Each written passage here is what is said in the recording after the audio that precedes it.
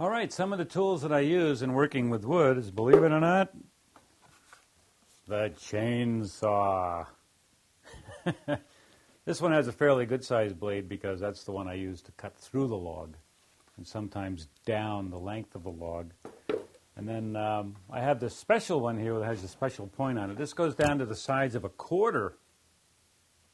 And this is how I do some of my fine carving. This actually gives me a lot of texture when I'm working on the piece. And then I have a miniature grinder, which is called a Dremel. And you take this little piece here, and that's what I would do to make fine, like very fine cuts and feathers and things like that. Because one of the pieces I'll show you at some point, I'm working on an eagle right now, a person releasing an eagle. And then we have the sanders.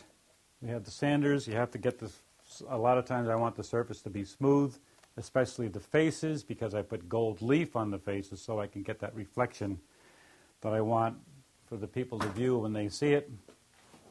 And then sometimes we have to use this Sawzall.